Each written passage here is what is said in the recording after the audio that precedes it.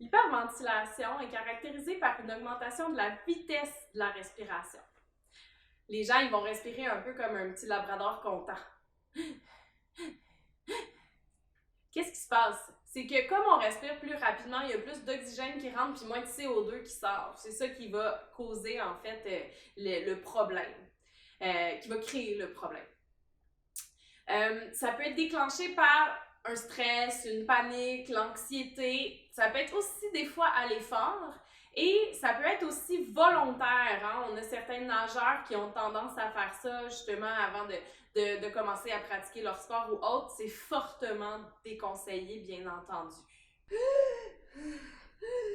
Les signes et symptômes de l'hyperventilation sont une respiration rapide, suffocation.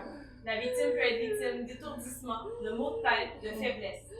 Il y aura aussi potentiellement l'engourdissement dans les mains et les pieds et autour de la bouche, étant donné que l'oxygène et le CO2 circulent moins bien. Il y aura aussi probablement de la confusion chez la victime. On m'a dit que quelqu'un allait pas très bien ici. J'arrive sur les lieux, il n'y a pas de danger, je vois rien d'apparent. Bonjour madame, mon nom c'est Julie. Est-ce que je peux vous aider? Je suis secouriste. Est-ce que je peux vous aider? Est-ce que quelqu'un la connaît? Oui, c'est Suzanne. C'est Suzanne. Ok, Suzanne, vous allez me regarder dans les yeux et là, vous allez serrer votre bouche comme ça et on respire au même rythme ensemble, ok?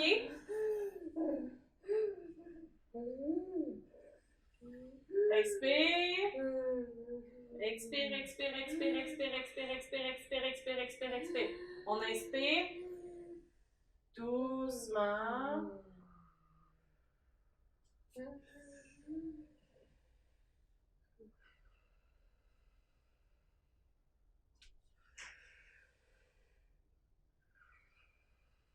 Ça semble aller mieux, Suzanne?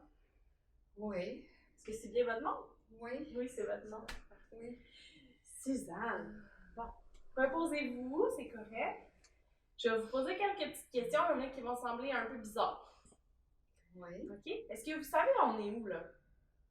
Oui, je suis au bureau. OK. Est-ce que vous pouvez me dire qu'est-ce qui s'est passé? Je viens d'apprendre une mauvaise nouvelle. Oh, OK. Est-ce que c'était la première fois que vous viviez une détresse respiratoire comme ça? Crise d'hyperventilation? Oui. Oui? OK. Bon. Puis, est-ce que vous savez, on est à peu près quand dans la journée? Je suis désolée, vous venez d'avoir une mauvaise nouvelle, je vous pose une drôle de question. Oui, on est le matin. On est le matin? OK, parfait. Est-ce que là, vous êtes capable d'ouvrir un petit peu les épaules, lever légèrement le menton, prendre 2 grandes respirations? Est-ce que ça vous fait mal? Un peu, mais ça va quand même. Ça va quand même, OK? Oui. Ça vous fait mal? Parce que vous étiez contracté, probablement. Oui, c'est ça. Non, c'est plus musculaire. Ah, OK, parfait. Très bien. Permettez que je prenne votre pouls au niveau du poignet? Oui.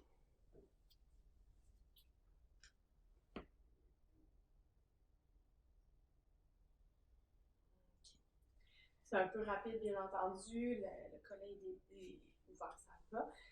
Est-ce que vous voudriez qu'on appelle quelqu'un? Je sais que vous avez une mauvaise nouvelle. Oui, mon mari, s'il vous plaît. OK, parfait. Monsieur avec la chemise blanche, est-ce que vous pouvez aller voir les ressources humaines, appeler le mari de Oui, Suzanne, s'il vous plaît? Merci. OK. Suzanne, est-ce que vous avez des allergies? Non. Non, vous n'avez pas d'allergie. Avez-vous des antécédents médicaux, certaines maladies? Non. Non? Vous prenez pas de médicaments, donc? Non. OK. Est-ce que vous avez déjeuné ce matin? Oui. Qu'est-ce que vous avez mangé?